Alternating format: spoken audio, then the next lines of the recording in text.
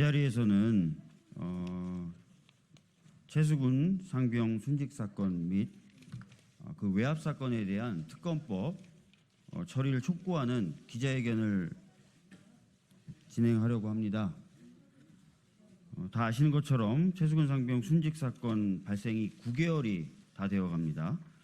그 억울한 죽음의 배경으로 알려진 지휘관의 무리한 입수 지시, 그리고 사건의 진상을 밝혀내기 위해 최선을 다한 수사단장은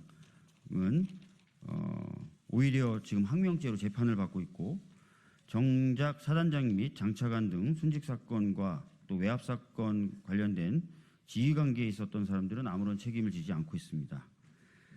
대통령실까지 관여가 돼 있을 것이다 라는 이 사건에서 오히려 핵심 피의자 중 한 명인 이종섭 전 국방부 장관 갑자기 호주대사로 임명되더니 국민적 비판에 직면하자 25일 만에 대사직을 내려놓는 촌극을 벌이기도 했습니다. 이런 윤석열 정부의 비상식적인 일들에 대한 국민의 평가가 이번 22대 총선의 결과로서 나타난 것 아닌가 싶습니다. 그래서 저희들은 지난 10월에 발의됐고 또 당론으로 패스트트랙으로 지정됐던 최수근 상병 외압 사건 관련된 특검법의 처리를 다시 한번 강력하게 요구하는 바입니다. 현재 국민의힘 내부에서 일부 의원들이 개인적 입장임을 전제로 이 법을 처리해야 되는 것 아니냐는 입장을 밝히고 있지만, 여당의 지도부 차원에서는 어떠한 입장 표명도 지금 없는 상태이고 오늘부터 본격적으로 논의를 해나가야 되는 상황이기 때문에 저희들의 강력한 의지를 좀 천명할 필요가 있다고 생각합니다. 그래서 오늘 의원님들 급작스럽게 좀 모여주십사 말씀을 드렸고요. 더불어민주당의 116명의 의원님들이 연명을 해주셨습니다. 그리고 이 자리에 많은 분들이 참석을 해주셨습니다. 좀 시간이 걸리더라도 저희들의 의지를 좀 밝히는 차원에서 참석한 의원님들 소개를 좀 해드리도록 하겠습니다. 연명을 하신 의원님들은 따로 저희가 명단을 발표해드리고요. 참석해 주신 의원님들은 호명을 좀 해드리도록 하겠습니다. 강민정 의원님, 강선우 의원님, 김민석 의원님, 김병주 의원님, 김영배 의원님, 김정호 의원님, 김태년 의원님, 남인순 의원님, 맹성규 의원님, 민병덕 의원님, 박정 의원님, 박찬대 최고위원님, 신정훈 의원님, 신영영 의원님, 오기영 의원님, 이수진 의원님, 이용선 의원님, 이해식 의원님, 이모경 의원님, 전재수 의원님, 그리고 정청래 최고위원님, 진성준 의원님, 최혜영 의원님, 한준호 의원님, 허숙정 의원님, 홍기현 의원님, 양경숙 의원님, 김영진 의원님, 그리고 장경태 최고위원님 참석해 주셨습니다. 그리고 당선인 분들 중에서도 굉장히 바쁜 일정임에도 불구하고 이 현장까지 함께해 주신 분들이 계셔서 따로 또 소개를 좀 해드리도록 하겠습니다. 이용우 당선인님, 부승찬 당선인님, 최현일 당선인님, 최민희 당선인님, 윤종근 당선인님 참석해 주셨고, 박희승 당선인님도 참석해 주셨습니다. 네? 백혜련 의원님도 참석해 주셨습니다. 그리고 이번에 아쉽게 당선되지 못하셨지만 마음을 같이 하고 싶다고 의사를 밝히신 송기호 위원장님도 함께 하셨다는 점 말씀을 드리도록 하겠습니다.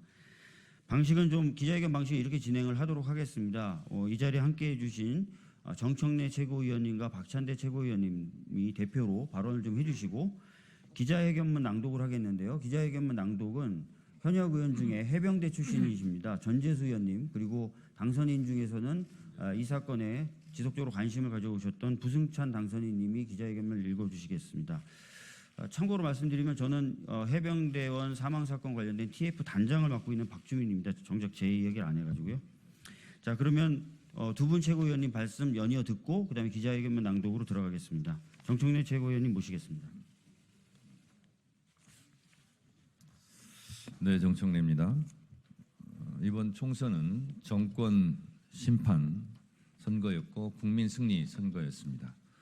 그 정권 심판의 한 줄기로서 최상병 순직 사건, 수사 외압, 도주대사 사건까지 포함되어 있다고 저는 생각합니다.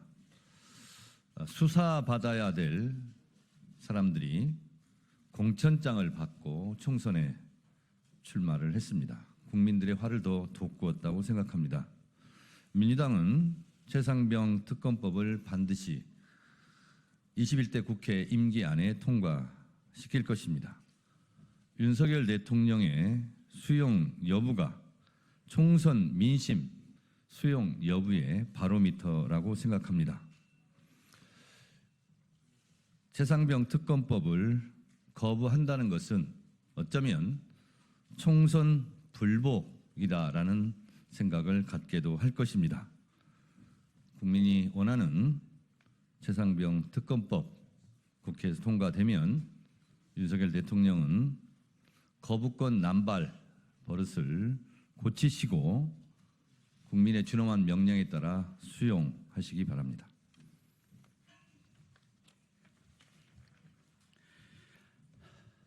최상병 특검법 수용 여부는 국정 쇄신의 시금석입니다. 무신분립이라는 말처럼 정부가 공정하고 상식적인 국정 운영을 할 거라는 신뢰가 무너지면 국정 운영은 불가능합니다. 김건희 특검과 최상병 특검은 대표적인 공정과 상식에 관한 과제입니다. 권력을 사유화하고 수사를 방해했다는 의혹을 털지 않는다면 앞으로 윤석열 대통령이 콩으로 매주를 쓴다고 해도 믿을 국민은 아무도 없을 것입니다. 국민의 힘에서도 특검법을 전향적으로 검토해야 한다는 목소리가 나오고 있습니다. 최상병 특검법의 경우 21대 국회에서 당장 처리가 가능합니다. 나라를 지키려고 입대했다 숨진 최상병 사건의 진상을 밝히자는 것을 반대할 아무런 명분도 없습니다. 윤석열 대통령은 총선으로 나타난 주권자, 국민의 뜻을 수용하기를 바랍니다. 국민은 총선을 통해 거부권을 행사한 대통령에게 거부권을 행사했습니다.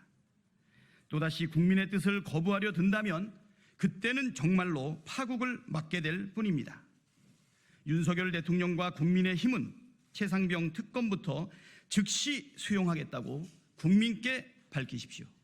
이상입니다. 예, 기자회견문 낭독 있겠습니다.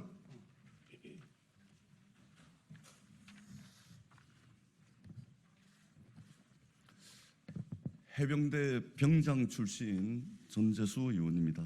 기자회견문을 읽도록 하겠습니다. 21대 국회에서 최상병 특검법을 반드시 통과시킵시다. 신속 처리 안건으로 지정되었던 고 최상병 순직 수사 외압 등에 관한 특검법이 지난 4월 3일자로 본회의에 자동 부의됐습니다. 이제 21대 국회가 50일가량 남았습니다. 이 기간 동안에 최상병 특검법을 반드시 통과시켜야 합니다. 국민들께서는 이번 총선으로 윤석열 정권과 국민의힘을 매섭게 심판하셨습니다. 그 심판의 이유 중 하나가 바로 이 최상병 사망 사건입니다. 대한민국 장병의 억울한 죽음과 수사 외압 의혹, 거기에 핵심 피의자 이종섭 전 장관의 호주 대사 임명과 도피성 출국 이후 25일 만에 사퇴까지 국민들께서는 대한민국의 상식이 무너지는 장면을 똑똑히 목도하였습니다. 그 결과 투표로 심판하셨습니다.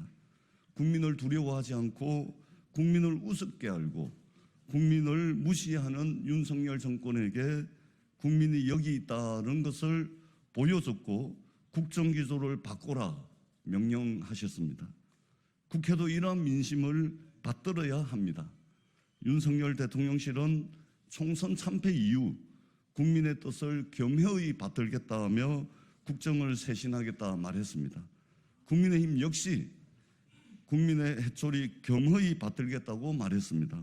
이 반성이 진심이라면 말만 하지 말고 행동하십시오.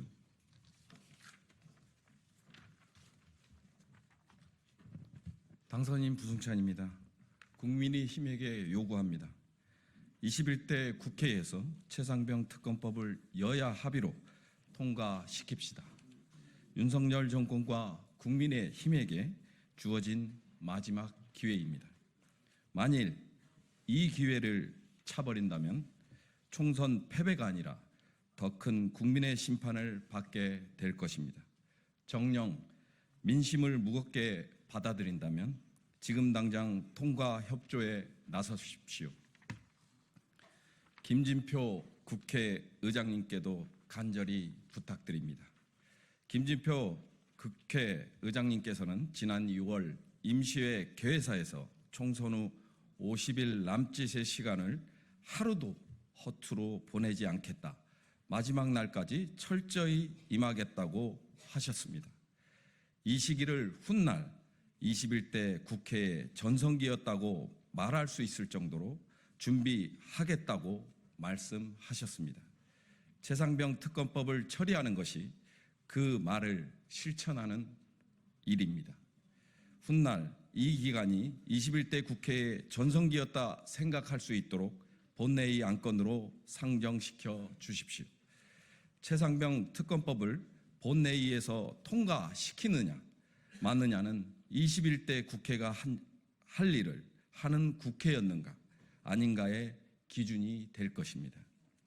부디 21대 국회가 불명예스럽게 마무리되지 않도록 국민의힘도 특검법 처리에 동참해 주십시오. 더불어민주당 21대 국회의원과 22대 당선인은 남은 국회 기간 동안 최상병 특검법을 통과시키기 위해 온 힘을 다하겠습니다.